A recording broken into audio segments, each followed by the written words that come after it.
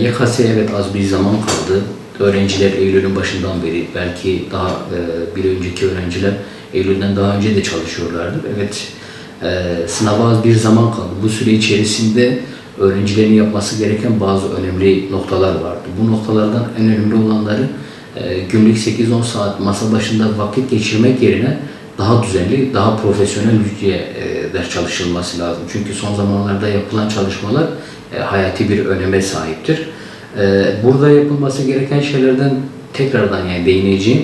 Birincisi, bildiğiniz üzere dershanelerde, okullarda seri denemeler yapılıyor. Bu seri denemelere öğrencinin düzenli bir şekilde katılması gerekiyor. Katılıp bu seri denemelerde, yani denemenin bir gün TYT veya AYT şeklinde ilerleyecekse TYT'nin, yani sınav bittikten sonra TYT'nin iyi bir şekilde analizini yapılması lazım. Sonra AYT yapılırsa AYT'nin de iyi bir şekilde analizini yapılması lazım. Analizler yapılırken öğrencinin bilgi eksikliği mi, konu eksikliği mi, dikkat hatası mı, bu gibi yerlere odaklanması lazım. Bu gibi eksiklerini tamamlarsa kesinlikle süreçte güzel bir yerlere gelebileceğini düşünüyoruz. Şimdi şöyle, kaygı, ben daha önce de söylemiştim. Kaygı kesinlikle yok edilecek bir duygu değildir. Fakat bu kaygıyla çalışılırsa, orta düzey, optimal dediğimiz düzeye getirilirse bu kaygı öğrenci harekete geçirilir. Kaygı için yapılabilecek şeylerden bir tanesi kesinlikle yani gerçekçi bir hedefin olduğuna odaklanması lazım. Ben yapabilirim, ben edebilirim, bu gibi mantıklı olan duygu ve düşüncelerle yola çıkarak kaygısını yöneltebilir. Daha önce de söylemiştik, nefes egzersizleri, yürüyüşler yapılabilir. Bir de sonuç odaklı gitmektense sürece iyi bir şekilde öğrencinin odaklanması lazım. Çünkü sonuca odaklandığında ister istemez bazen irrasyonel olmayan düşünceler ortaya çıkarak öğrencinin bu süreci başaramayacağı göz önüne çıkıyor.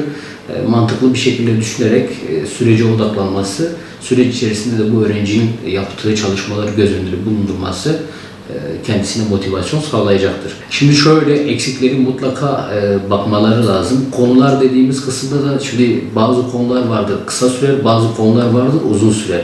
Bu uzun süren konulara öğrencinin bakması kesinlikle biz tavsiye etmiyoruz. Çünkü uzun süren konulara baktığında, çünkü yani zaman da kalmadı.